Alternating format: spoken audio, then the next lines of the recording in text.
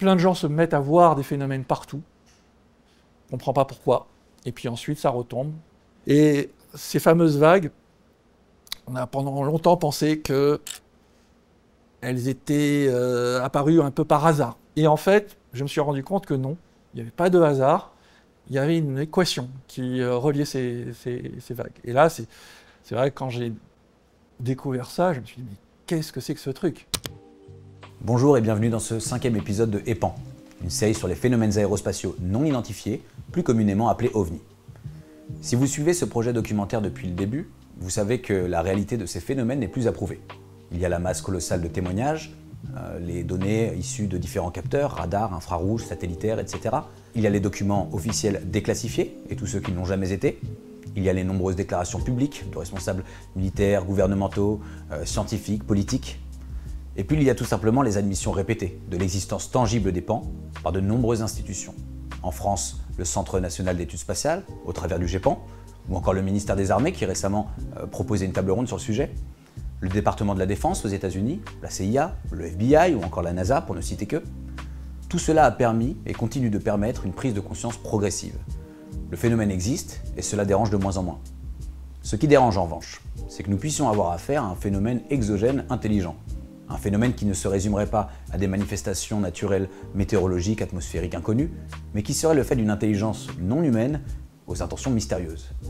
Pourtant, c'est peut-être la preuve d'une telle intelligence qui a été mise en évidence par Michael Vaillant à travers ses recherches. Alors désolé si l'effet d'annonce peut sembler présomptueux, mais comment interpréter autrement des analyses statistiques rigoureuses qui révèlent un ordre caché au sein de données officielles sur les PAN? Peut-on vraiment ignorer ce que nous souffle la statistique quand la probabilité que cet ordre soit dû au hasard devient mathématiquement dérisoire? Les chiffres seraient-ils la preuve ultime? Une vérité mathématique rationnelle, immuable à l'abri de nos biais cognitifs, de nos croyances et de nos émotions? C'est toutes ces questions que nous allons explorer dans cet épisode avec Michael Vaillant, qui parlera ici en son propre nom et non en celui du GEPAN. Vous le savez, je ne suis pas là pour convaincre ou convertir qui que ce soit. Ce que je veux, c'est simplement contribuer à nourrir cette prise de conscience dont je vous parlais, en m'appuyant sur ce que nous avons de plus solide, les données fiables, les faits, les analyses. Si vous pensez que ce travail mérite d'exister, alors un like, un commentaire, un partage ou un abonnement, ça fait vraiment la différence. C'est tout simplement comme ça que cette chaîne continuera à vivre. Maintenant, je vous propose qu'ensemble, on essaie de comprendre en mettant de côté nos préjugés.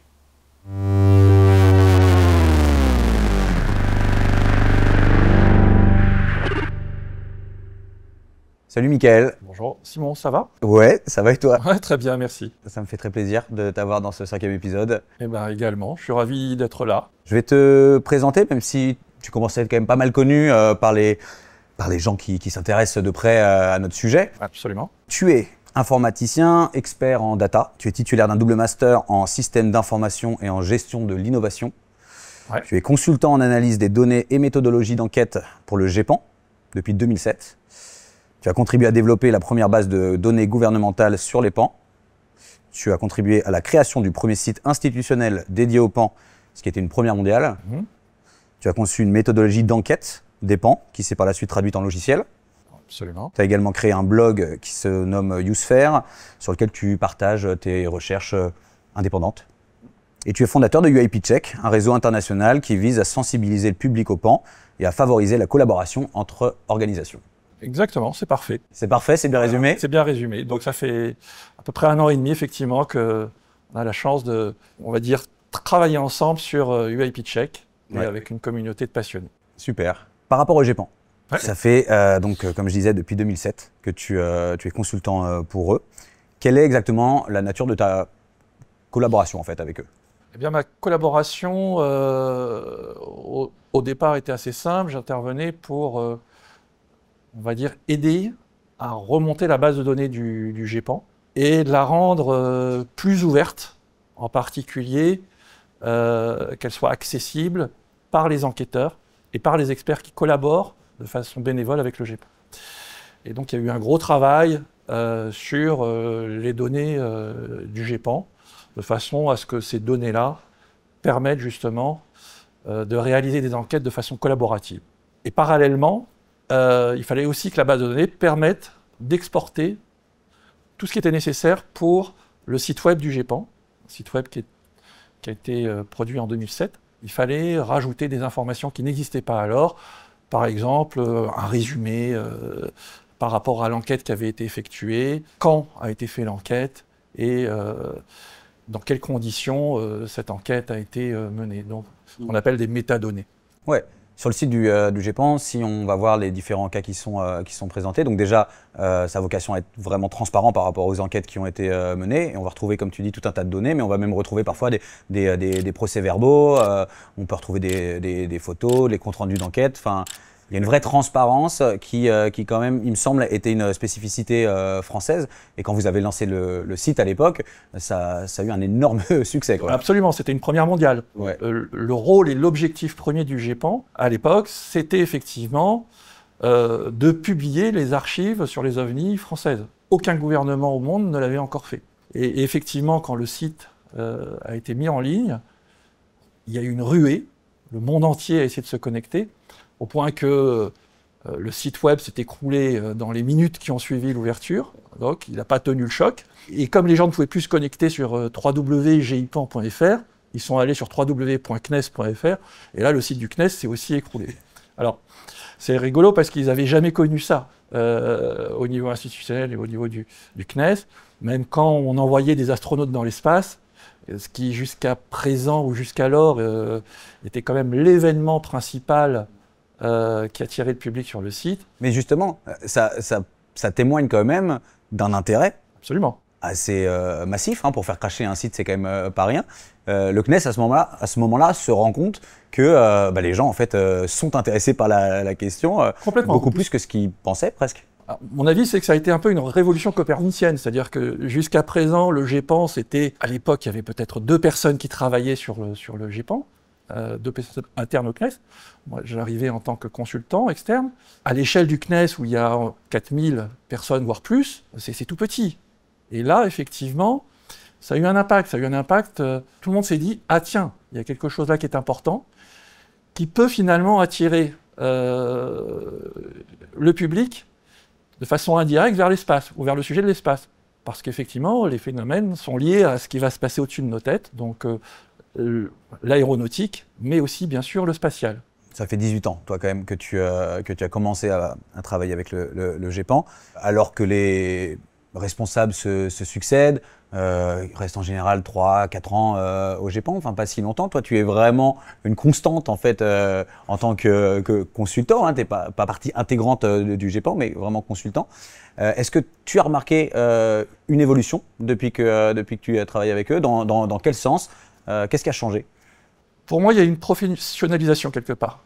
Ce dont on s'est rendu compte au fil du temps, c'est que le GEPAN était d'une certaine façon sous-dimensionné par rapport au nombre de témoignages reçus. À peu près 200 témoignages par an. Il faut quand même rappeler qu'un témoignage, en moyenne, on va passer une quinzaine de jours dessus.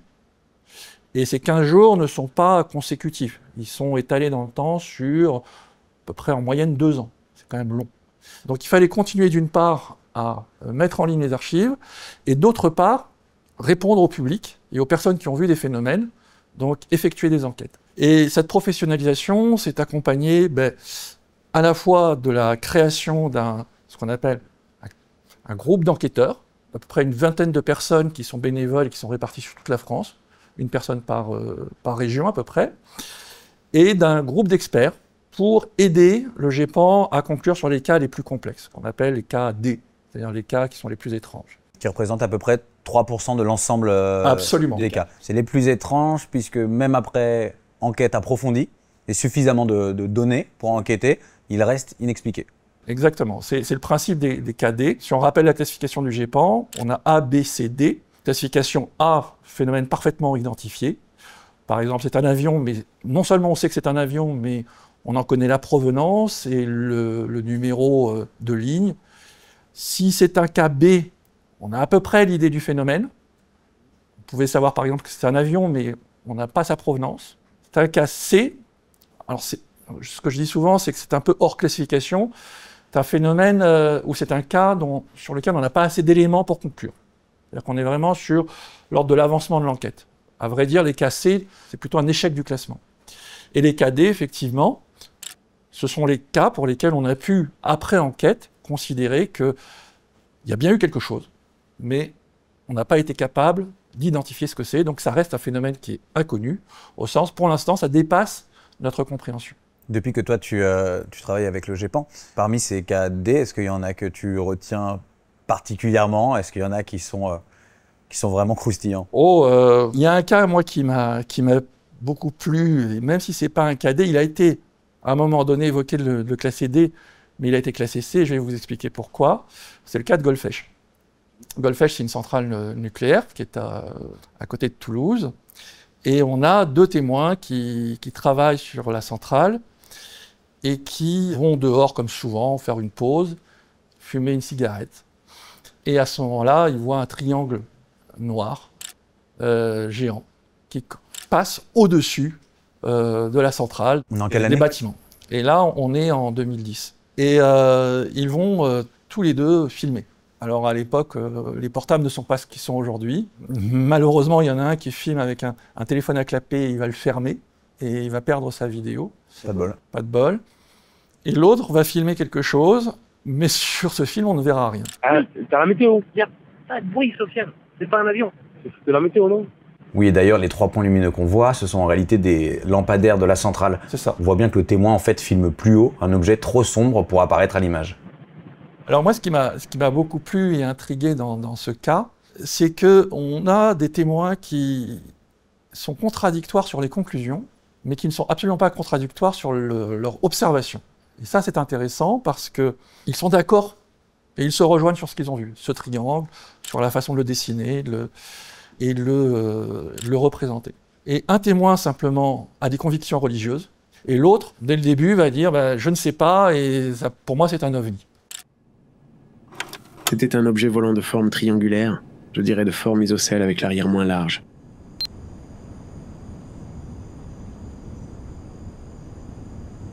Il était de grande taille, entre 30 et 40 mètres sur les grands côtés.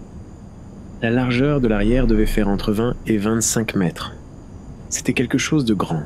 Il était de couleur noire mat. Il y avait une lumière blanche à chaque extrémité et une rouge au centre. Je vois 2 clignotements blancs pour un rouge. Il n'y a eu aucun bruit. C'est ce qui est le plus troublant, le fait qu'il n'y ait pas de bruit malgré cette grosse masse. Le dessous de l'objet était complètement lisse. Il n'y avait aucun reflet sur l'objet.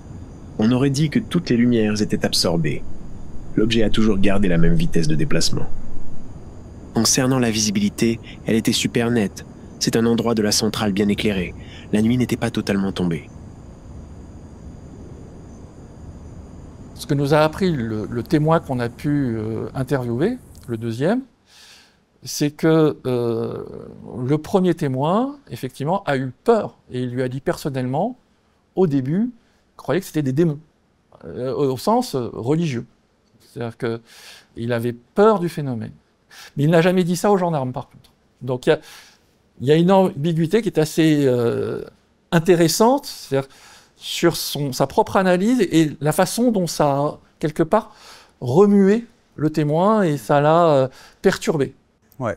En fait, vraiment, ça me permet de parfaitement faire le point avec ma prochaine question, puisque toi, quand tu as développé pour le GEPAN, tu as aidé à développer toute une méthodologie d'enquête. Cette méthodologie, tu l'as développée pour aussi éviter les biais cognitifs lors de l'observation, donc d'une part par les observateurs, mais aussi par les enquêteurs. Absolument. Faire en sorte que ça ne vienne pas trop influencer leur observation.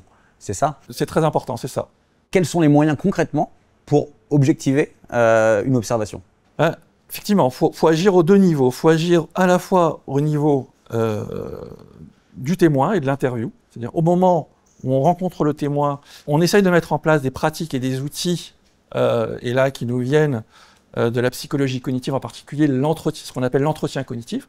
Un entretien en 3 passes qui permet au témoin, quelque part, de circuler de façon mentale autour de son observation, en le racontant de manière différente à chaque fois. On va presque poser le témoin en observateur de sa propre observation, pour l'amener à ressortir plus d'informations. Donc ça, c'est un outil. Et puis, on a d'autres outils ensuite qui sont au niveau de l'analyse du champ, ce qu'on appelle lexical, c'est-à-dire la façon dont le témoin s'est exprimé, les mots qu'il a employés, avec l'aide de psychologues, là encore une fois, psychocliniciens par exemple, qui vont voir si le témoin emploie plus précisément certains types de mots qui pourraient faire penser que ça pourrait être, par exemple, des faux souvenirs. Ça, on est confronté à ça. C'est-à-dire qu'un témoignage n'est souvent pas parfait. On considère qu'on a à peu près 80% environ de l'information qui est correcte dans un témoignage. Mais ça, c'est important quand même. Je me permets parce qu'on a tendance à dire qu'en science, enfin presque que le témoignage en science, surtout lorsqu'il s'agit de ces phénomènes, il n'a pas de valeur. On va souvent nous dire non, là, tous vos témoins, ça compte pas. Moi, je veux des datas, je veux des échos-radars, je veux ceci, je veux cela.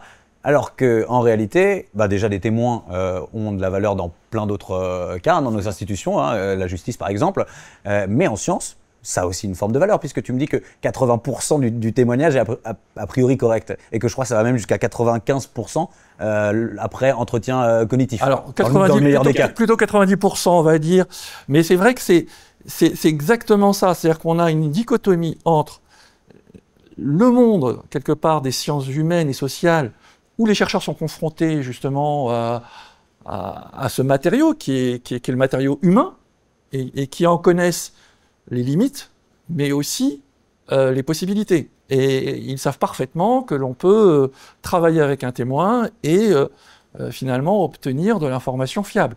Ils savent aussi parfaitement l'inverse, c'est-à-dire que dans certaines conditions, un témoin peut diverger, et en particulier, au-delà du faux souvenir, il peut oublier. C'est-à-dire qu'il faut aller très vite sur une interview pour récupérer de l'information fiable. Et là, on peut considérer l'homme comme un appareil d'enregistrement avec une mémoire à qui l'on demande de restituer au bout d'un certain temps des informations. On appelle ça la psychophysique. Et c'est un domaine qui est peu étudié, qui est regardé un peu dans le monde de l'auto-école, par exemple, savoir comment, en tant qu'appareil humain, je suis capable d'enregistrer et de restituer de l'information. Et on a, par exemple, et ça c'est intégré dans la méthodologie, des marges d'erreur. Typiquement, si j'observe un phénomène, la marge d'erreur normale et acceptable pour un humain, dans une direction horizontale qui serait indiquée, ce serait plus 45 degrés et moins 45 degrés. Il est normal qu'on puisse se tromper à peu près de cet ordre-là. On a besoin de savoir si, par exemple, on veut associer une observation rapportée par un témoin à une observation hypothèse, par exemple un avion qui se baladerait par là. Est-ce qu'il est acceptable de faire rentrer cet avion qui était ici dans le témoignage et de dire que ça correspond au témoignage du témoin? Est-ce qu'il est acceptable ou pas acceptable de le faire? Et si on ne fait pas ça, chacun pourra dire ce qu'il a envie. Les sceptiques ou les courants sceptiques pourront dire « Oh bah, l'avion qui était là-bas, c'était son phénomène », alors que de l'autre côté, à l'extrême inverse, les croyants pourront te dire « Il n'était pas là » ou « L'avion qui était là, il n'était pas là et c'était bien un phénomène qu'il a vu indépendamment ». Chacun voit midi à sa porte. Chacun voit midi à sa porte. Et donc, il faut arriver vraiment à se mettre d'accord sur ce qu'on peut attendre des perceptions humaines. Et on va travailler sur la base de tableaux, avec chaque élément descriptif du phénomène, forme, couleur, taille angulaire, ce qu'on appelle la dimension en fait perçue dans le champ visuel, vitesse de déplacement, bruit éventuellement, etc. On considère qu'on doit au minimum collecter 6 à 7 variables essentielles, et si on ne les a pas, ça va être compliqué d'enquêter. Il est vraiment important de caler et de cadrer l'analyse par rapport à tous ces éléments, et ensuite d'examiner ces éléments à charge et à décharge. Et ça aussi c'est important, c'est-à-dire qu'on parlait de biais. Si on est par exemple sceptique, et qu'on veut éliminer un phénomène, typiquement la personne a décrit un triangle noir passé au-dessus de sa tête, avec 3 spots lumineux, le sceptique va dire « Ah bah 3 spots lumineux, c'est la forme d'un avion, c'est gagné. Il a vu un avion. » Qu'est-ce qu'il fait dans le process? Il oublie d'analyser la forme. C'est-à-dire qu'il va faire un rapport correct, mais il ne parle pas de la forme. C'est ce qu'on appelle, d'une certaine façon, de la réduction de l'information. C'est un mécanisme qui intervient et beaucoup de gens, quelque part, le font parfois même sans s'en rendre compte.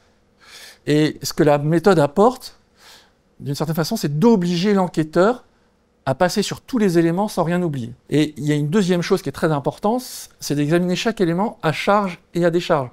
On demande à l'enquêteur, oui, la couleur, par exemple orange, pourquoi ça fonctionne, le orange, dans ce cas-là, et pourquoi ça ne fonctionnerait pas, par rapport à votre hypothèse. Voilà. Et ça aussi, c'est important, parce que on aura tendance, souvent à défendre l'hypothèse que l'on explore. Ouais. Et ça, c'est quelque chose dont il faut se méfier. Il y a un cas récent, justement, qui n'obéit pas à cette méthodologie dont on parle, qui vise à du coup réduire ces biais. C'est un cas dont on a beaucoup parlé aux États-Unis, le cas d'un nouveau lanceur d'alerte, Jack Barber, qui est un ancien des forces spéciales dans l'Air Force, qui lui affirme avoir récupéré déjà au moins à 2 reprises des engins exogènes, donc comprendre pas humains. So it became very clear the first time we recovered something that was non-human in origin that it was precisely what we were dealing with. Our communication process and procedure was modified. It was also clear to everyone on the team that what we were dealing with was something that was unexpected versus expected. And then just visually looking at the object on the ground, you could tell that it was extraordinary and anomalous. It was not human. Il affirme aussi que lors de l'une de ses récupérations, il aurait eu une forme d'expérience quasi mystique à l'approche de cet objet, donc une très forte réaction émotionnelle. As I came over this object for the pic, it was this overwhelming sense of emotion. I feel this intense hybrid of sadness and happiness and beauty. It was very disruptive to me because I had a very practical responsibility at the time to operate a helicopter in the mountains at night. Et il affirme également en fait qu'on serait capable, par la force de l'esprit, de rentrer en contact avec ces objets. Donc là, on commence à avoir 3 déclarations qui à chaque fois montent d'un cran dans l'étrange. Et je voulais qu'on parle un petit peu de ce cas-là parce que justement, c'est de ce que je comprends de la méthodologie dont tu parles, c'est exactement ce qu'il ne faut pas faire, quoi. C'est en fait partir du principe que on doit construire notre narratif autour de cette forte réponse émotionnelle qu'on a eue lors de l'observation. Autour des conclusions. C'est-à-dire qu'il faut évidemment absolument pas partir des conclusions, ni non plus effectivement avoir une forme de raisonnement en entonnoir où ça y est, j'ai la révélation et d'une certaine façon, je vais construire mon enquête et les résultats de mon enquête autour de cette forme de révélation. Bien au contraire, en général, ce que je dis, c'est que quand il y a un phénomène, il faut essayer d'avoir une approche la plus transversale possible. C'est-à-dire ne rien privilégier au départ. Laisser tout ouvert. L'explication qu'a produite Barber, ce qui l'a amené à rechercher une explication un peu mystique, c'est ce ressenti qu'il a eu au moment où il a vu le phénomène, en plus, et entre parenthèses, est totalement indépendante de la nature du phénomène. Que le phénomène soit, j'ai envie de dire, réellement un ovni ou pas du tout un ovni, on observe des témoins réagir de cette façon-là. Il peut y avoir un sentiment d'élection, c'est-à-dire que ça y est, ils ont vu quelque chose d'extraordinaire et ils se sentent élus pour la vie. C'est comme s'ils avaient reçu le meilleur cadeau de leur vie. Et parfois, il faut expliquer aux témoins. Et c'est compliqué parce qu'on va les décevoir et on leur ôte quelque part une forme d'espérance ou de croyance qui était très très forte. Et ça peut être très dur. Malheureusement, il ne faut pas en tenir compte. C'est pas parce qu'il y a eu ce ressenti, Ouais. ou en tout cas pas comme ça. C'est-à-dire qu'il faut en tenir compte avec une approche psychoclinique, mais certainement pas pour essayer, ce que je disais tout à l'heure, d'interpréter le phénomène. En fait, c'est ça, c'est pas son témoignage qu'on met en question, c'est l'interprétation qu'il en a faite. Absolument. Parce qu'on peut croire complètement ce que cet ancien des forces Absolument. spéciales nous dit, ce que d'ailleurs d'autres de ses collègues corroborent derrière. Moi, je trouve personnellement, c'est vraiment personnel, que la façon dont il raconte ces événements est très crédible. Voilà.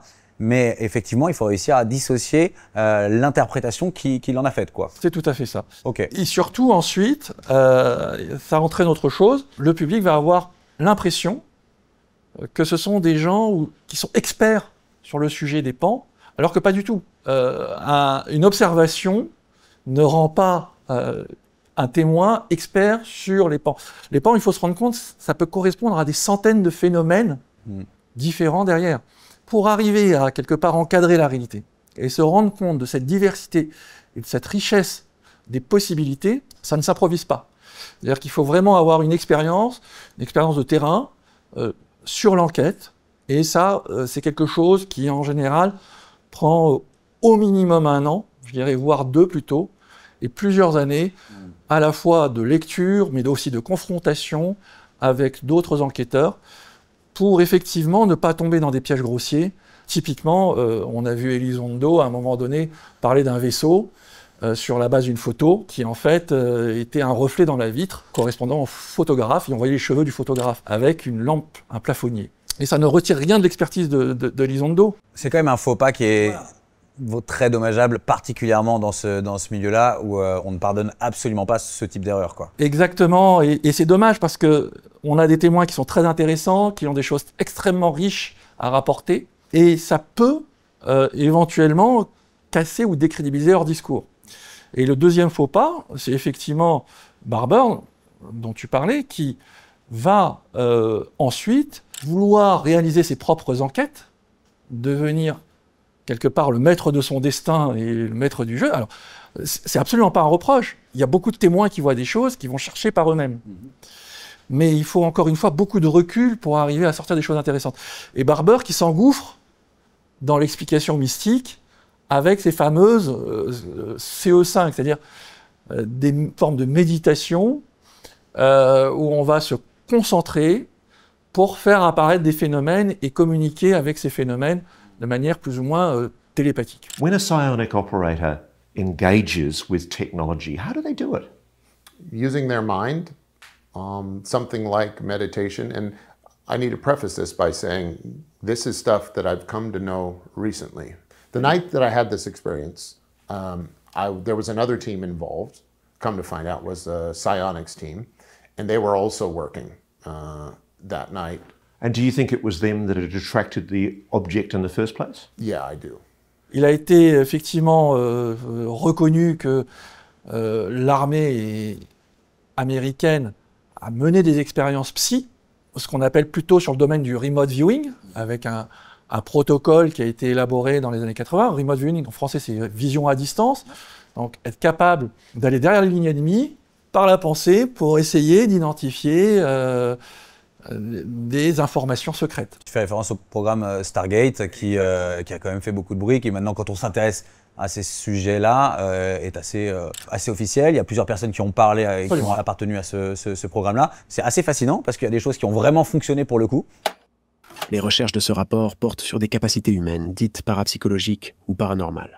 L'objectif de cette recherche fondamentale est d'identifier les caractéristiques des individus possédant de telles aptitudes et de déterminer les corrélats neurophysiologiques ainsi que les mécanismes de base impliqués dans ce type de fonctionnement. Une quantité considérable de données a été présentée, accompagnée de preuves photographiques, en appui de la validité de cette méthode perceptive. Une grande partie de ce matériel était particulièrement impressionnante.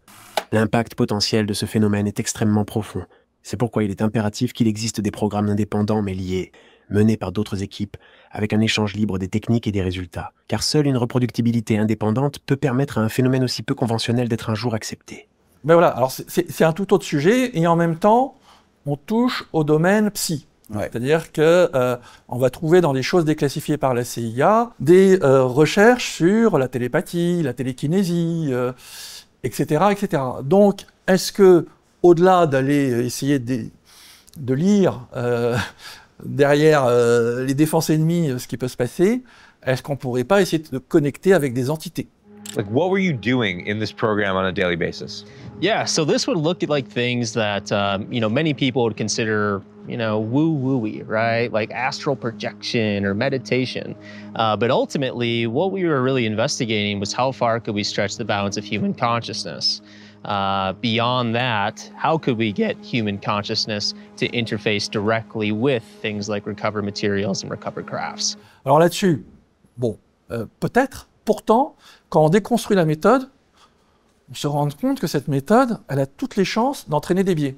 On a, dans ce cas de figure, des gens qui sont là avec une très forte attente, une attente psychologique très importante, et qui vont se conditionner avec une croyance déjà de base bien installée, qui est « cette méthode fonctionne », pour ensuite voir des choses. Et alors, ce qui va se passer, c'est qu'il va y avoir une décorrélation éventuelle entre la méthode, et puis ils vont prendre des caméras pour filmer autour, et des choses qu'ils vont voir sur les caméras, sur les films, par exemple des points lumineux, en infrarouge en général, Donc de nuit, il peut se passer plein de choses. Il peut y avoir des insectes, il peut y avoir des avions, il peut y avoir des hélicoptères, il peut y avoir des bulles d'air chaud, il peut y avoir énormément de phénomènes qui n'apparaissent qu'en infrarouge et qu'ils vont associer aux phénomènes qu'ils auront attendus. Parce que c'est ce qu'ils sont venus chercher à travers cette expérience. Du coup, ils observent quelque chose et forcément, c'est que ça fait partie voilà, du phénomène, quoi. I think that the kind of belief of the team is very important. I think that we've assembled all of the folks that have done this before, and what we're doing does not seem to be new. Look, there's two. Look at this, look at this, look right here. Look at this one going down and this one going up. Oh, motherfucker.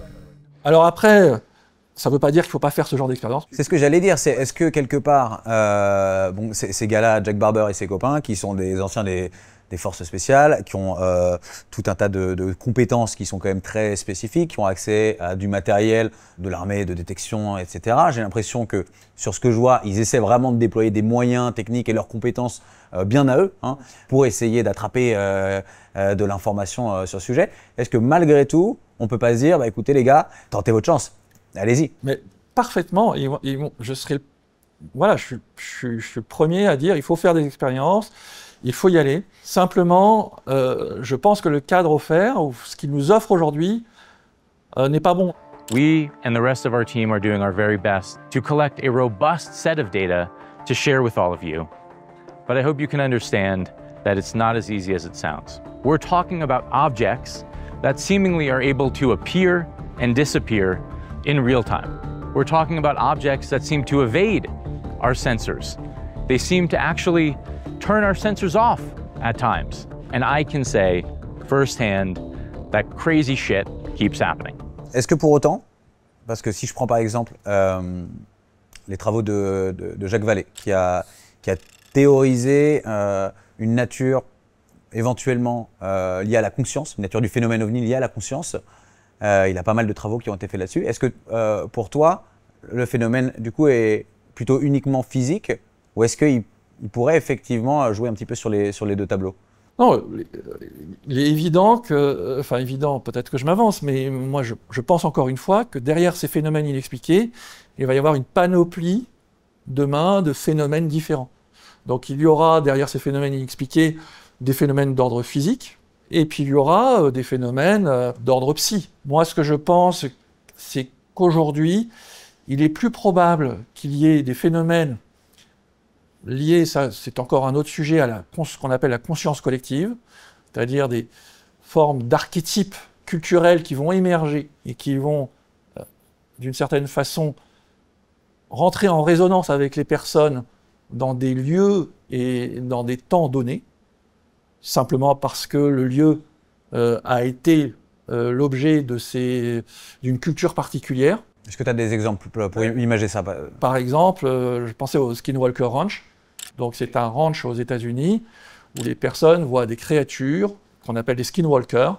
En général, ce sont plutôt des hommes avec des peaux de bêtes, mais qui ressemblent vraiment à des bêtes et qui génèrent vraiment de l'effroi. C'est-à-dire qu'au-delà de l'observation, la personne est transpercée de façon émotionnelle et prise par l'effroi, et qui s'accompagnent dans ces lieux-là d'autres phénomènes en plus, c'est-à-dire que pas forcément vu en même temps que le skinwalker, mais dans le même lieu et à différents moments, il va y avoir des phénomènes de boules lumineuses qui vont être observés, ou encore une fois, des sensations de froid ou très étranges. Donc on a des lieux qui, d'une certaine façon, se prêtent à l'émergence de manifestations. Et quand je dis archétype culturel, c'est bien ça en l'occurrence, c'est-à-dire que le skinwalker est né parce que les tribus Navajo qui vivaient là étaient environnées de loups et de coyotes.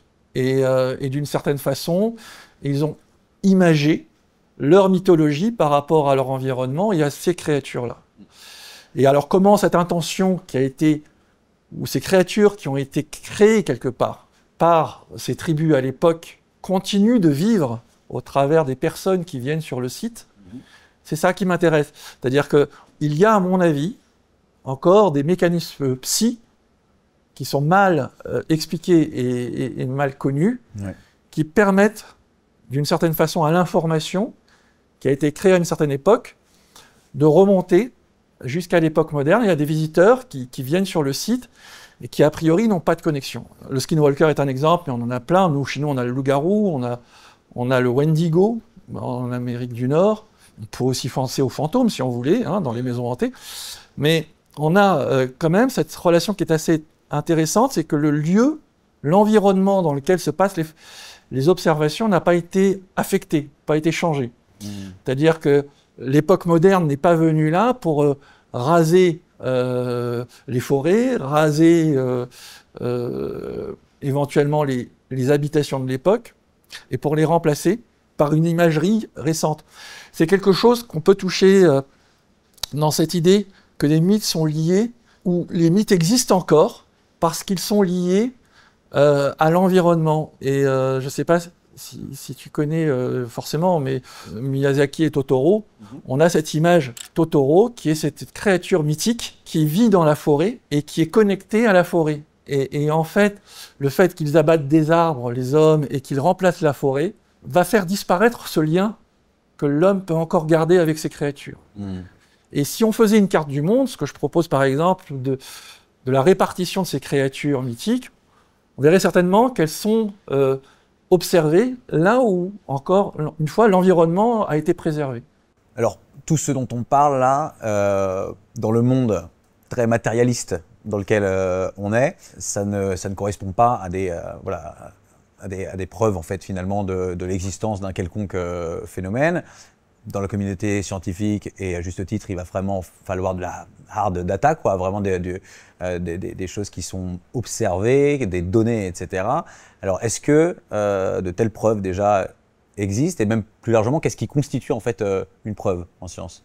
C'est une grande question, et c'est une question, je pense, dans le milieu et le monde de l'ufologie, au sens de ceux qui s'intéressent au phénomène, qui est rarement posée.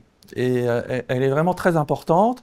C'est-à-dire comment on peut apporter d'une certaine façon la conviction qu'il y a eu quelque chose ou qu'il y a un phénomène qui nous dépasse, qui est à l'œuvre. Il me semble qu'aujourd'hui, de manière individuelle, c'est très compliqué d'apporter une preuve définitive.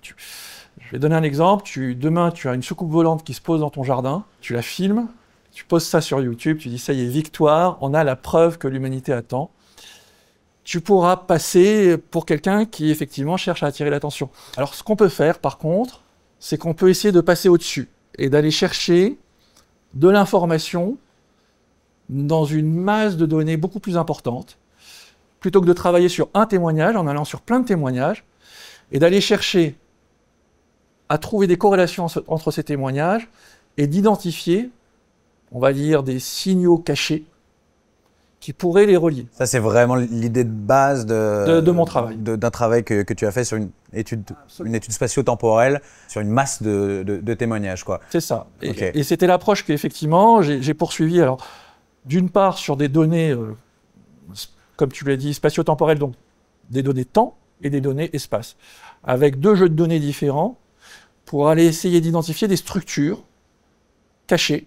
Et effectivement, quand on a cette approche, et si on creuse, on peut trouver des choses qui sont très intéressantes. Et en particulier, j'ai pu identifier comme ça, en 2008, une relation entre les vagues d'observation qui est extrêmement surprenante, ce qu'on appelle les vagues d'observation, qui vont avoir lieu depuis la fin de la Seconde Guerre mondiale jusqu'à l'époque récente, qui en général durent à peu près une semaine, 2 semaines maximum.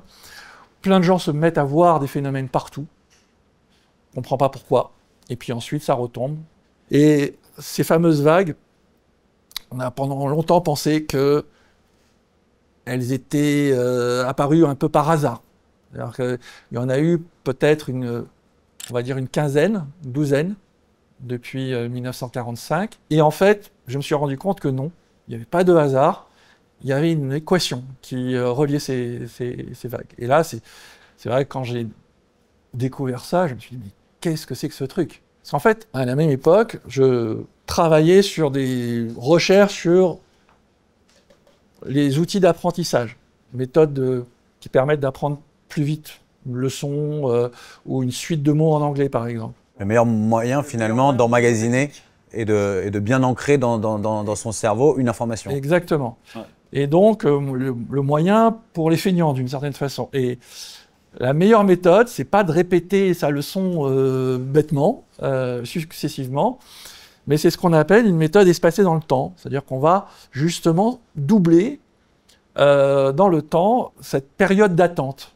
À chaque fois, entre chaque répétition, on va attendre 2 fois plus. Donc j'apprends mes tables de multiplication, puis le lendemain je réessaye, donc ça fait 2 jours, puis après 4. Au bout de 4 jours, puis après au bout de 8 jours, c'est ça? Absolument. Ok. Et puis je me suis rendu compte par contre qu'au niveau des vagues elles-mêmes des ovnis, on retrouvait cette loi, c'est-à-dire qu'on retrouvait cette corrélation entre 11, 22 et on pouvait aller à 44 d'un côté et à 5,5 ou 5,75 de l'autre. Sauf que là, la puissance de 2, elle n'est pas à l'échelle de jours, elle est à l'échelle d'années. Et est-ce que ça a du sens à l'échelle d'années? Ben oui, ça a du sens parce qu'on n'essaye pas de faire apprendre la leçon à une personne, ni à un groupe, mais à l'ensemble de la planète. Et la leçon, c'est quoi? C'est il y a des intelligences qui viennent sur Terre. Elle est aussi simple et aussi bête que ça, j'ai envie de dire la leçon. Mais rien que cette leçon, en soi, c'est un choc culturel. C'est-à-dire que c'est quelque chose qui est extrêmement dur à assimiler et à accepter pour l'ensemble des civilisations humaines qui, jusqu'à présent, ont vécu tranquillement sur Terre sans être embêtées par ces idées-là. Comme n'importe quelle révolution scientifique, quelque part. On n'est pas du jour au lendemain, on n'a pas accepté le darwinisme ou l'héliocentrisme. Il a fallu plusieurs décennies pour qu'on accepte ces nouveaux paradigmes. Absolument. Et c'est vrai que là, ce que tu décris, c'est ce que j'appelle le chemin scientifique. C'est-à-dire que tu as les scientifiques qui, d'une certaine façon, fabriquent leur voie et déchiffrent la science et petit à petit progressent. C'est un peu ce que j'appelle un tunnel de progression scientifique. Et sur le côté, j'ai envie de dire, concept d'intelligence extraterrestre, ils avancent à leur façon. De l'autre côté, au niveau sociologique et au niveau de la planète entière, on va avoir des résistances de l'ordre c'est ridicule, vous êtes un peu farfelu si vous vous occupez de tout ça. Et on voyait dans les années 60-70 des journalistes se moquer des gens qui s'intéressaient de ce sujet. Ils venaient interviewer un témoin, pense au cas de David par exemple, le journaliste était extrêmement pédant et il prenait de haut le témoin en voyant que c'était voilà, une personne très simple. À la suite du succès obtenu par notre récente enquête chez Marius Deville, nous sommes retournés chez l'homme qui a vu des Martiens pour recueillir ses impressions de vedette de l'actualité. Qu'est-ce que vous pensez par exemple de l'antagonisme entre l'Est et l'Ouest? Ah, qu'est-ce que c'est que l'antagoniste? L'antagonisme, non, vous savez bien quand même qu'il y a un peu de bagarre, de guerre froide, disons, entre les Américains et les Russes. Vous savez, moi, dans un sens, je peux vous dire une chose, je m'en fous. Je crois que la presse m'a beaucoup abusé. Ouais. Il y a eu des gens qui ont été sincères, d'autres qui n'ont pas été sincères. J'étais heureux avec ma famille, vous voyez, dans ce petit coin. Il a fallu que je voie des ovnis pour être foutu à la porte et tout. Foutu à la porte de l'usine, tout. Rien que des emmerdements, excusez-moi l'expression. Ça a donné lieu à des films comme La soupe aux choux ou des choses comme ça. On voit bien cette image que ça avait donnée à une époque au phénomène. Donc, il a fallu, quelque part, réaliser ce qu'on appelle une forme de conduite du changement. Conduite du changement, c'est d'abord, on réfute, on n'est pas d'accord, et puis, progressivement, on commence à l'accepter, et on commence, au départ, à faire des films où on voit l'extraterrestre comme un méchant. D'ailleurs, ça a été vraiment la filmographie des années 50, 60, dans l'imaginaire collectif. D'abord, ça a été l'extraterrestre, l'envahisseur. Et puis, petit à petit, un peu plus, on va dire, de finesse, on commence à laisser penser qu'il pourrait y avoir une forme, on va dire, d'intelligence un peu plus élaborée, et peut-être une approche un peu plus subtile, notamment dans cette idée que si demain il y a des intelligences qui sont bien plus avancées, peut-être qu'elles vont avoir une approche vis-à-vis de nous qui sera pas aussi caricaturale qu'on pourrait le penser, c'est-à-dire qu'elles sont peut-être pas là juste pour nous envahir et pour nous asservir. Elles l'auraient fait depuis longtemps certainement, elles sont peut-être là pour, et c'est toute la question, vouloir peut-être échanger et coopérer. Et c'est ce que j'ai commencé à regarder et à découvrir au travers des chiffres. C'est là où c'est très intéressant, c'est que cette donnée qui a émergé dans les vagues, cette idée qu'il puisse y avoir un apprentissage optimisé dans le temps, laisse penser qu'il y a vraiment une intelligence, que c'est pas du hasard. Comment tu sais que c'est pas du hasard? Mais parce que l'équation, justement, qui relie ces vagues, elle est d'une précision folle. C'est-à-dire qu'elle va te donner ce qu'on appelle un R carré, un coefficient de détermination qui est précis à 10-6 près. Autrement dit, et par un autre calcul, si tu devais mélanger au hasard des vagues et produire des vagues, une douzaine de vagues comme ça au hasard, telles qu'elles se sont produites depuis 50 ans, tu as une chance sur 50 000 d'avoir une répartition qui est aussi précise que celle qu'on a observée. Donc ce que tu as découvert parmi ces chiffres, l'ordre qui a émergé de la masse de ces données, il n'y avait qu'une chance sur 50 000 que ça se produise. Exactement. Et encore, je n'ai examiné que 5 de ces 12 vagues qui sont très clairement reliées. Et il y a 7 autres vagues qui sont aussi reliées. Et là, c'est un peu plus complexe. Et elles semblent reliées de façon asynchrone, mais elles suivent toujours cette loi de puissance. Pour ça, je vous invite à aller sur Usfer pour le lire. Donc ça, c'était pour les données temporelles. Mais tu as également fait des recherches à partir des données spatiales, donc géographiques. C'est ça. Qu'est-ce que tu as découvert? C'était le sens de mon blog, d'Usfer, c'est-à-dire au départ de chercher des corrélations spatiales. Ça n'a pas été aussi immédiat que ça. C'est-à-dire que la difficulté quand on cherche à trouver des corrélations entre l'environnement et les phénomènes, déjà il faut identifier les phénomènes inexpliqués. Donc la difficulté, c'était de trouver une base de données qui permette d'avoir ces informations homogènes dans l'espace. Et il y en avait une, en l'occurrence, c'était la base de données du GEPAN, parfait, et qui est pour cela unique au monde, c'est-à-dire que pendant 40 ans, entre 1977 et à l'époque c'était 2012, lorsque l'étude a été faite, on avait bien cette collecte sans discrimination. Puis la deuxième difficulté, si tu fais une carte de ces phénomènes, tu prends tous les cas qui ont été inexpliqués, qu'est-ce que tu vas obtenir? Tu vas obtenir simplement la carte de la densité de population.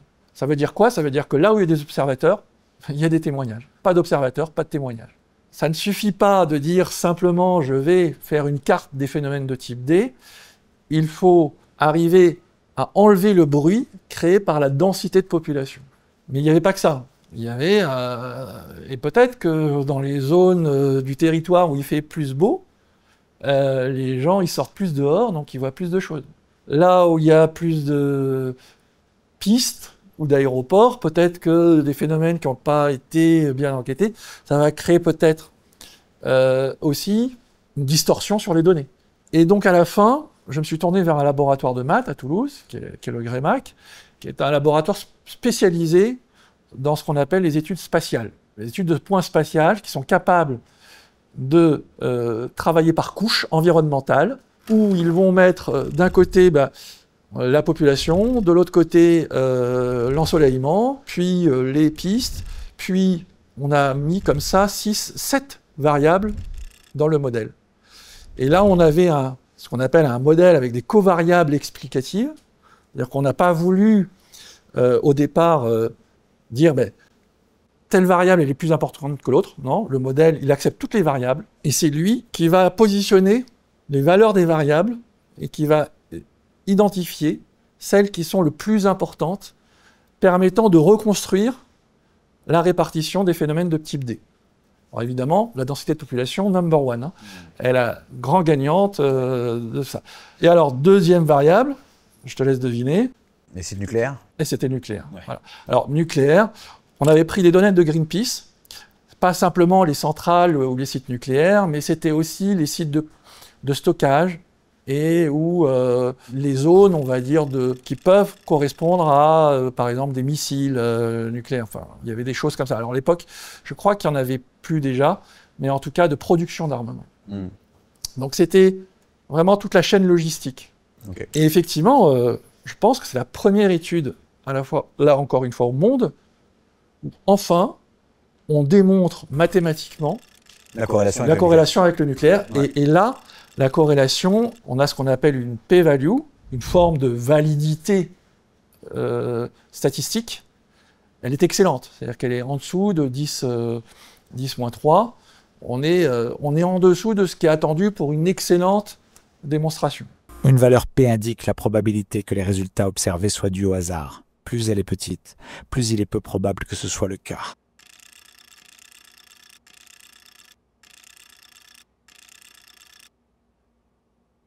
Donc il y a quelque chose d'intentionnel dans le fait que le phénomène se manifeste à cet endroit-là, à ces endroits-là? On va y venir. Il y a un troisième truc qui est corrélé. Et ça, moi, je m'y attendais un petit peu. Et là aussi, quelque chose qui n'avait jamais été, de mémoire, écrit dans l'ufologie, etc. Ce sont les sites pollués. Les zones où les sols, où l'environnement a été affecté de façon chimique et de manière, j'ai envie de dire, importante. Donc, pour des générations. On a une carte qui a été fournie par le ministère de l'Industrie, qui a été utilisée, qui a été injectée dans le modèle. Et effectivement, ça répond bien. Et ça répond à 10-2. On est sur une très bonne corrélation aussi.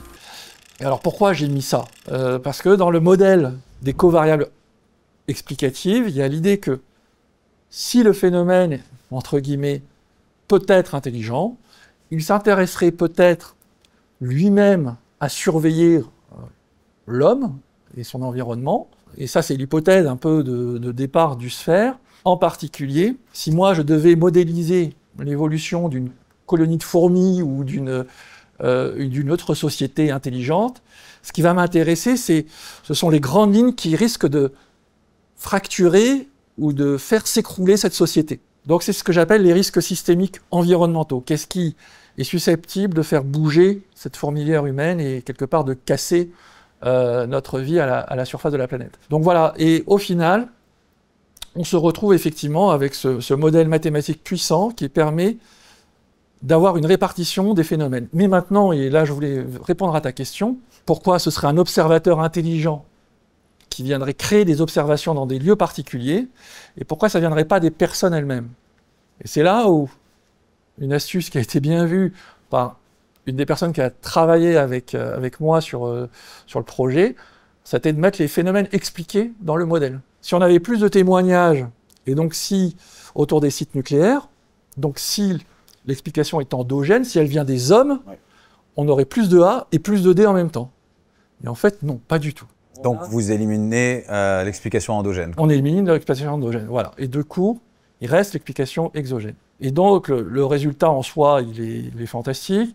Donc c'est un article qui a été publié en préprint sur Arxiv, qui est une plateforme scientifique. Cet article produit ce qu'on appelle une carte d'anomalie à la fin. Tu pourras la montrer. On a une zone du nord de la France où il y a une surdensité de phénomènes restants inexpliqués, après avoir rapporté l'explication du nucléaire, du chimique, de la population et des zones d'eau. Et je me suis dit, mais c'est quoi ce truc? Qu'est-ce qu'on a loupé? Qu'est-ce qu'on a loupé dans l'étude? Et il m'a fallu 2 ans et demi, 3 ans avant de comprendre ce qu'on avait loupé.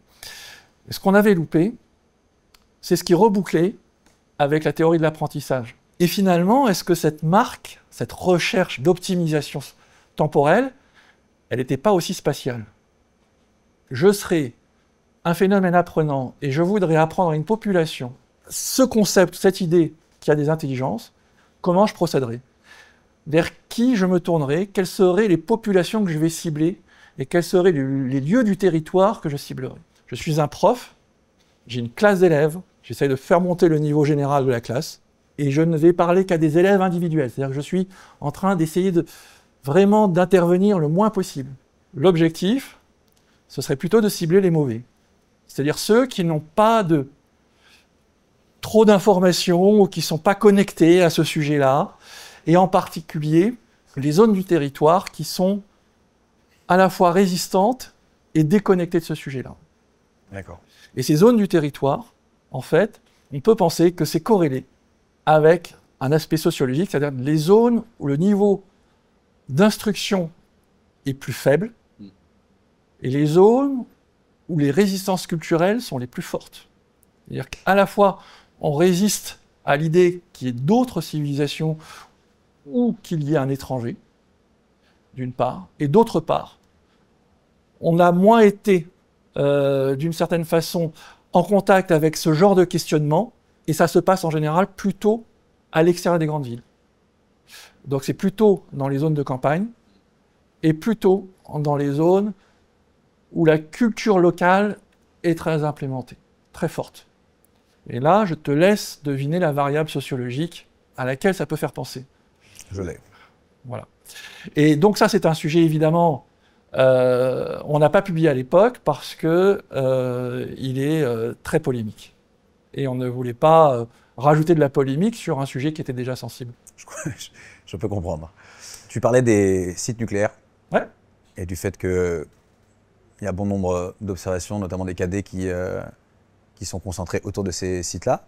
Donc ça, c'est des choses que toi, tu as vu émerger d'une masse de données, mais c'est des choses qu'on sait déjà sur l'ensemble du globe, hein, que ces phénomènes-là sont observés souvent autour de sites nucléaires, des sites stratégiques, ou même des engins qui sont propulsés au nucléaire, hein, des porte-avions, des sous-marins, etc. Pour rester au-dessus de notre territoire, il y a une dizaine d'années, on a eu des survols de centrales, exact. La vague des Drovni, okay. On en avait pas mal parlé à l'époque, et puis après ça s'était un petit peu comme ça dissipé, comme souvent. Le ciel au-dessus des centrales nucléaires françaises est décidément bien chargé. Pas de nuages mais de drones encore. Au cours du mois d'octobre, 12 centrales ont ainsi fait l'objet de survols, dont 5 ce vendredi soir entre 19h et minuit. Il s'agit des sites de Penly, Flamanville, Saint-Laurent-des-Eaux, Dampierre-en-Burly et Fessenheim, en jaune sur cette carte. Qu'est-ce qui s'est passé à ce moment-là? Parce que je crois qu'on n'a pas forcément le fin mot sur cette histoire. Est-ce que c'était des ovnis? Est-ce que c'est expliqué? Est-ce que c'est des drovnis? Ça reste des drovnis, hein. Tu as tout à fait raison de le dire comme ça, parce qu'au final, ça a été assez loin, commission d'enquête sénatoriale, où différentes personnalités ont été interviewées, notamment Greenpeace, qui était accusé, évidemment, de faire ces survols. Ils se sont toujours défendus du contraire. Ils revendiquent, hein, dès qu'ils font quelque chose. Là, ils n'ont jamais reconnu que c'était eux. Absolument. Ils ont non seulement dit que c'est pas eux, mais en plus, ils ont dit « Mais montrez-nous ces fameux ovnis », parce que pendant la commission d'enquête, et ça a été tout le débat, et même un sénateur l'a très très clairement dit, à la fin et dans les conclusions. Et je dois vous avouer qu'après 4h30 passées en audition, la principale question que je me posais en entrant, j'ai pas eu de réponse, c'est qui est derrière cette opération de survol des drones. Nous ne savons toujours pas comment des gens peuvent organiser le survol d'installations nucléaires pendant des semaines en échappant à l'ensemble des services de surveillance du pays. Tout le monde est en train de s'agiter. Il y a et pas à tort, puisqu'il y a une 70 cas qui ont été remontés au travers de la presse, donc dans les médias. 70 cas référencés sur une carte, hein, donc c'est quand même beaucoup, sur l'espace d'un an, à peu près 1 an et demi. Et au niveau militaire, il y a des gendarmes qui ont poursuivi des engins en voiture, et ça n'a pas duré 5-10 minutes, ça a duré, dans un cas, pendant 1 heure. Donc il faut rappeler l'autonomie d'un drone, en tout cas un drone récréatif. 1 heure, c'est pas du tout le cas, surtout il y a 10 ans, ça pouvait pas être ça. S'il s'agissait d'une plateforme type drone, c'était quelque chose d'étranger, militaire. Militaire, à minima. Ouais. Et 2, aucune photo ne sort. Aucune photo ne sort, pas de vidéo, donc on se retrouve lors de cette commission, effectivement, à avoir des gens qui parlent, et beaucoup de frustration de la part des sénateurs interviewés, en disant « mais montrez-nous ces phénomènes », parce qu'effectivement, on voit bien qu'il y a des témoignages qui sont très troublants, et de l'autre côté, les militaires disent « bon, ce sont des drones », et en même temps, on voit bien que ce sont des drones quand même, qui ont des capacités assez extraordinaires. Parce que les centrales nucléaires, tu disais « montrez-nous des images ». Elles sont ultra surveillées, il y a des caméras de surveillance partout. Ça me fait penser même à l'observation dont tu parlais tout à l'heure, à Golfech. Il y avait forcément de la vidéosurveillance à montrer pour l'enquête. Pourquoi ils refusent de donner ces images? On parle de plus de 10 centrales, je crois que c'est une quinzaine de centrales qui a été survolée. Il y a une bonne raison. Il y a la raison du secret militaire et des moyens, effectivement, de détection et de défense. On ne va pas donner des informations liées aux performances des caméras. Donc les films, s'il y en a eu, ne seront pas rendus publics. Ils seront peut-être rendus accessibles au sein des personnes qui feront l'enquête. À ma connaissance, en tout cas, les personnes de la commission sénatoriale n'ont pas eu ces informations. Après, ce qui s'est passé, c'est qu'il y a eu aussi une enquête ouverte avec un secret judiciaire. Donc EDF a porté plainte, il y a eu un dossier d'instruction, et là, on ne sait pas ce qui s'est passé dans le dossier d'instruction. Ce dossier d'instruction a d'ailleurs, d'une certaine façon, écarté le GEPAN. C'est-à-dire que ce qui m'a choqué, moi aussi, à l'époque, c'est que finalement, on avait déjà considéré que c'était des drones et pas des drovnis. On n'avait aucun doute sur la forme, sur la conclusion à apporter. Et pourtant, on voyait bien quand on écoutait les témoignages et les membres de la commission qu'ils étaient dans la panade. Ils étaient incapables, effectivement, d'identifier ni les auteurs, ni le type de drone.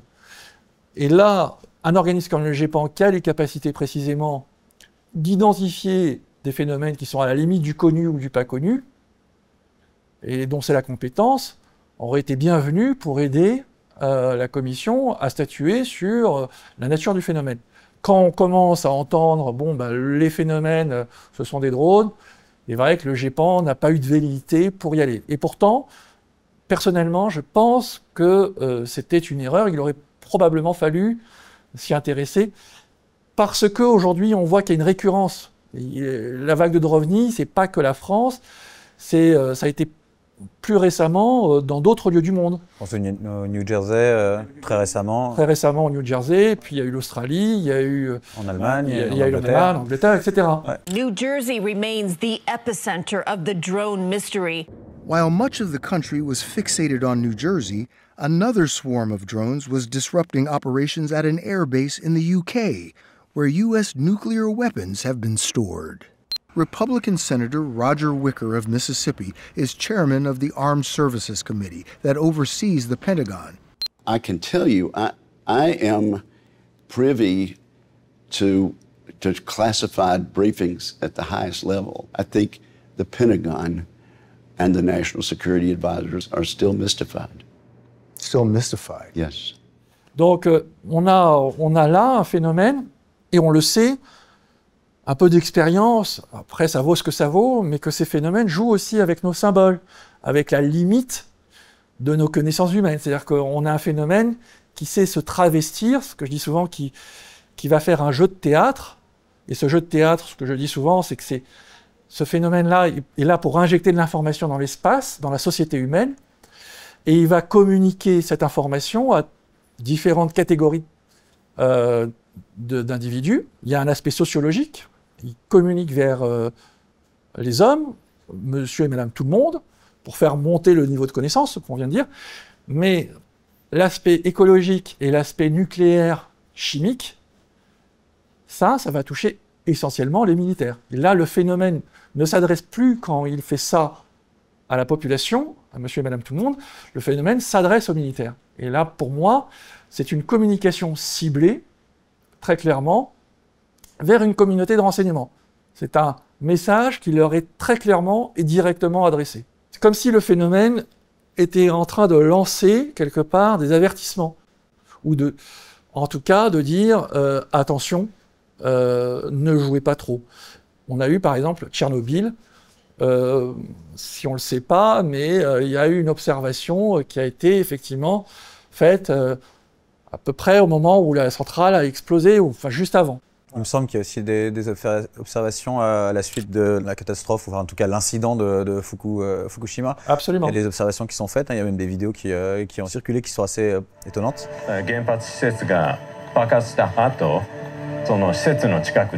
かなり多くの方々が UFO を目撃しています。具体的に本当に彼らが何をしに来ているのかは分かりません。しかし堂々と姿を現し、明らかに何かをやってる。Il y a un réacteur qui s'arrête mystérieusement et qui permet à ce que le tout ne s'emballe pas et que ça soit beaucoup plus grave que ça ne l'a été. On n'arrive toujours pas à expliquer ça. Il y a un enchaînement de choses étranges autour de ces accidents nucléaires. On a eu exactement par rapport à Tchernobyl ce même genre de remarque, c'est-à-dire que la réaction aurait été stabilisée et empêchée jusqu'à un certain point. Il y a eu des transmutations, il y a un scientifique qui a travaillé dessus, très curieuses, qui se sont produites et qui ont empêché un emballement bien plus important. Comment t'expliques que le sujet soit encore aussi tabou aujourd'hui en France? Pourquoi c'est si compliqué de parler sérieusement, comme on le fait, de tout ce qu'on sait sur ce phénomène? Ouais, je pense que c'est compliqué pour plusieurs raisons, parce que pendant des années, il y a eu effectivement une forme de moquerie, ce qu'on appelle des préjugés qui ont été associés au phénomène. Pour les scientifiques, ça, pendant très longtemps, et ça l'est encore pour une bonne partie des scientifiques, une forme d'anachronisme qu'il puisse y avoir des intelligences qui viennent jusqu'à nous, sur Terre. L'idée de venir d'une étoile lointaine et de parcourir des années-lumière pour atterrir, éventuellement avoir une espèce d'observation qui est complètement atypique, où il y a des extraterrestres qui se déposent comme à Valençol sur un pied de lavande, qui regardent le truc, qui paralysent le témoin et qui ensuite reprennent leur vaisseau et décollent. On peut comprendre que ce soit un peu choquant pour un esprit cartésien et scientifique. Mais là, tu prends un exemple qui est extrêmement intéressant quand on connaît bien l'affaire de Valençol. Elle est intrigante. Mais effectivement, on est déjà loin dans le sujet, dans l'étrange, c'est une rencontre du troisième type, etc. Aujourd'hui, ce qu'on sait du phénomène, sur les observations, sur tous les écho-radars qu'on peut avoir lors d'observations, sur tous les témoignages de personnes extrêmement crédibles, à savoir des pilotes de chasse, etc., dont on a parlé dans les autres épisodes, on a quand même de la fumée partout. Hein, il nous manque encore le feu, effectivement, mais ça reste compliqué en fait d'en parler. Pourquoi on n'arrive pas à avoir une discussion factuelle sur les choses factuelles? Mais ça monte, j'ai envie de dire, en puissance. C'est vraiment, par rapport à notre conversation de tout à l'heure, c'est progressif pour moi. C'est-à-dire qu'on n'est pas sur quelque chose qui, d'un seul coup, de façon binaire, s'est renversé. On est sur quelque chose qui est devenu acceptable au bout de bien des années. Et il y a eu un changement, je pense, aussi au début des années 2000 et 2010, côté US, qui a été entraîné, je pense aussi la France qui a joué un rôle là-dedans, c'est-à-dire qu'on a arrêté de dire OVNI, on a commencé à parler de PAN, de phénomènes aérospatial non identifiés. Et ça, mine de rien, c'est important. C'est-à-dire, ça veut dire quoi? Ça veut dire qu'on n'est pas en train de dire que le témoin, il a tout de suite vu une soucoupe volante. Parce que c'est ça l'OVNI, c'est donc un extraterrestre en plus. Ouais. Le parallèle il est direct, hein. C'est OVNI extraterrestre. Objet, c'est solide. Donc on est quelque chose qui c'est tôle boulon, et volant, c'est-à-dire qu'il y a un pilote quoi. Ça vole. Or un phénomène tel qu'il peut être décrit, ça peut être une lumière au loin, et ça peut être un plasma. On ne sait pas ce que c'est au départ. Donc il n'y a pas de raison lorsqu'un témoin rapporte un phénomène de tout de suite dire c'est un OVNI. Non, il faut d'abord faire l'enquête et ensuite peut-être qu'à la fin, ce phénomène de type D, effectivement, il pourra correspondre à quelque chose de solide, qui aura laissé des traces, et oui, on pourra dire OVNI. Mais c'est vraiment un tout petit pourcentage.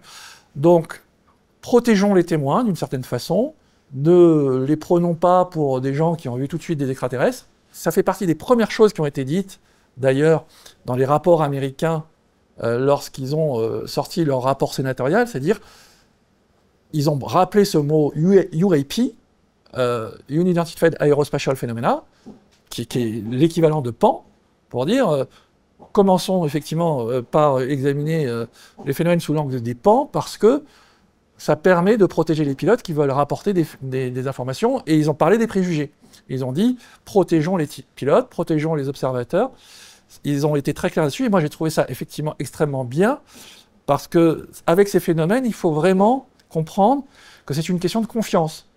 C'est un peu comme une pyramide. Plus le phénomène est étrange, plus le témoin devra avoir confiance en toi et en vous pour le rapporter. Un témoin qui n'a pas confiance ne rapportera pas un phénomène qu'il aura vu, surtout si ce phénomène est extrêmement étrange. Ce qu'on appelle la colline de l'étrangeté. Colline de l'étrangeté, si le phénomène est un peu étrange, bon, je vais peut-être pas aller le rapporter parce que ça vaut pas la peine. Une étoile qui bouge bizarrement dans le ciel, bon, pourquoi pas. Et puis, il est suffisamment étrange pour me déplacer pour aller à la gendarmerie, éventuellement. Et puis, après, s'il est trop étrange, il m'a fait peur, il m'a terrorisé. Là, on va commencer à avoir peur du qu'en dira-t-on, d'en parler. On va avoir des mécanismes qui sont proches de celui du viol, où la personne sera incapable d'en parler immédiatement, elle va être paralysée. Et elle va attendre des années. Et là, je l'ai vu dans les chiffres du GEPAN, il faut attendre 7 ans pour revoir une réaugmentation du nombre de témoins. Alors, la difficulté, c'est que malheureusement, ces cas sont très intéressants, mais ils sont tellement vieux que, du point de vue des psychologues, on va considérer que l'information a été énormément détruite. Donc voilà, tout ça, ça participe d'une certaine façon la confiance et au fait que les institutions s'engagent pour protéger les témoins et au fait que les institutions aussi s'engagent auprès des scientifiques, avec la NASA qui est montée au créneau pour dire il y a des choses qui sont intéressantes. What is the mathematical probability that there is life out there in the universe? What's the likelihood? At least 1 trillion. That's from our scientists.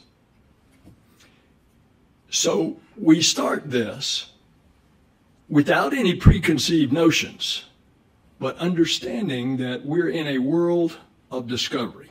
And we, NASA, have taken for the first time concrete action to seriously look into UAP.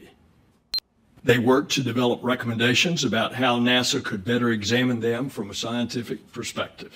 And the top takeaway from the study is that there is a lot more to learn. The NASA independent study team did not find any evidence that UAP have an extraterrestrial origin. But we don't know what these UAP are. Quelque part, il faut des moteurs de l'action pour entraîner cette action à l'échelle internationale. Le petit GEPAN français tout seul, c'est fantastique ce qu'il a fait. Maintenant, il ne faut pas qu'il soit seul parce que la science, elle est internationale et l'OVNI ne s'arrête pas à la frontière française. C'était ma prochaine question, c'est justement qu'est-ce qu'il faut mettre en place pour améliorer la situation vis-à-vis des pans et mieux sensibiliser peut-être le grand public à cette question? Je pense qu'il faut continuer à avancer sur les 3 volets. À la fois le volet scientifique, à la fois le volet politique et à la fois le volet sociologique. Au niveau de l'organisation UAP Check, c'est ces 3 axes sur lesquels on s'est engagé. L'association sur laquelle on essaye de faire bouger des choses. Et au niveau international, on essaye de monter avec des groupes étrangers, notamment le SCU, le SUAPS, qui sont des organisations américaines, une espèce de méta-organisation où on va réunir nos compétences et nos savoirs pour partager des outils méthodologiques. Et en particulier, on va partager les outils typiquement d'analyse qu'on a utilisés au GEPAN. Uniformiser en fait la méthode entre vous pour pouvoir vous partager l'information. Et que les scientifiques puissent se mettre d'accord sur la façon d'étudier les cas. Ça, c'est un point. Il y a un deuxième point qui est très important aussi, c'est l'aspect institutionnel. Et ça fait partie du même mouvement. Il faudrait que dans ce mouvement-là, les institutions, à l'échelle internationale, commencent aussi à dialoguer. Donc il y a un dialogue entre le GEPAN et, par exemple, la NASA, mais aussi à l'échelle européenne. On a une très grosse difficulté au niveau européen pour l'instant, c'est qu'on a on n'a pas de GEPAN dans d'autres pays. Et d'ailleurs, c'est quand on travaille avec les autres associations européennes, ils nous jalousent cet organisme. Et ça, il faudrait que ce soit mis en place dans d'autres pays. Le problème du GEPAN aujourd'hui, j'ai envie de dire, c'est qu'il est au sein du CNES, dans un niveau décisionnel sur lequel il n'a pas la main, sur ce genre d'action. Donc, à la présidence du CNES, de proposer, et si on faisait quelque chose au niveau européen, en particulier si l'on répliquait le GEPAN. Et là, il faut que le politique, et en particulier en France, comprenne l'intérêt d'y aller. Thank you, Chair. Dear Commissioner, the European Commission is currently finalizing its upcoming proposal for an EU space law. This important initiative advises common rules to address safety, resilience and sustainability of space activities and operations. However, in the security pillar, there's a gap that needs to be filled. Currently, the EU doesn't have a harmonized and scientific system to report unidentified anomalous phenomena. This topic that needs to be a serious issue needs to be addressed and is being dealt with the utmost importance in other countries. For example, in the United States, the data collection and analysis of UAP activities in space, civil and military locations is considered as a national security priority. This security concern also led to the creation of a space research program inside NASA.